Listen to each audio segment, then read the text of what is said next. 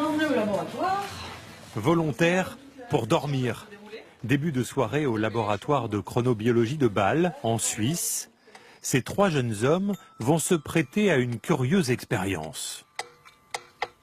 L'un se couche avec un livre, un autre avec une tablette, le dernier avec une tablette et ses curieuses lunettes.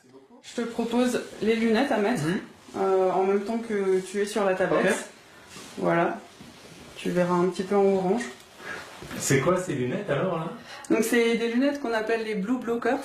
Ça bloque en fait les rayons bleus qui proviennent de l'écran de la tablette, quoi. C'est cette lumière bleue qui intéresse les scientifiques. Ce soir encore, son impact sur le sommeil se confirme.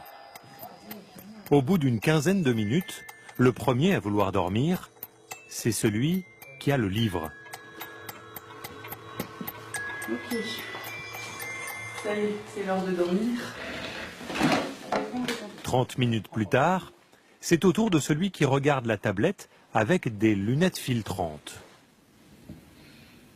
Quant au dernier, non, il n'est pas du tout fatigué. Celui qui s'est couché avec la tablette sans lunettes filtrantes, il est exposé à la lumière bleue.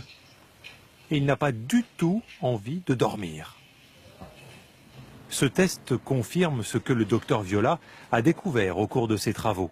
Les rayons bleus des écrans bloquent la mélatonine, l'hormone du sommeil. La mélatonine est une hormone qui est sécrétée par le cerveau, qui va permettre l'endormissement et va permettre un sommeil réparateur. Donc c'est essentiel pour notre sommeil? C'est essentiel pour le sommeil, non seulement pour le maintenir, mais également pour avoir cet effet réparateur, régénérateur de notre corps. Exposé à des écrans le soir, notre cerveau produit 25% de mélatonine en moins. On s'endort moins vite et on dort moins bien. Chez les adolescents, le phénomène est particulièrement inquiétant.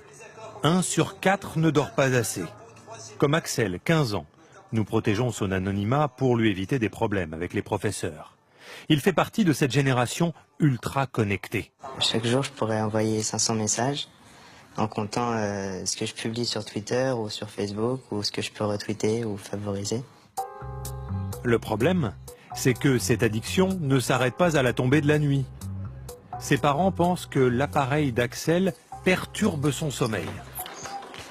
Avec leur accord, j'installe une caméra infrarouge dans sa chambre. À 23 h, Axel se couche, smartphone sur l'oreiller. Au bout de seulement 7 secondes, l'appareil se met à vibrer.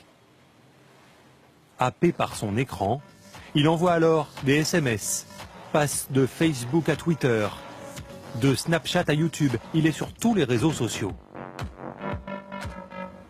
Après avoir surfé 1h15, Axel finit par s'endormir. Les matins de cours, c'est vrai que le réveil est dur, mais c'est vrai que la journée, j'ai des moments de fatigue à cause de ces manques de sommeil.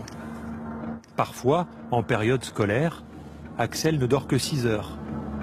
À son âge, pour être en forme, il lui faudrait 3 heures de sommeil en plus.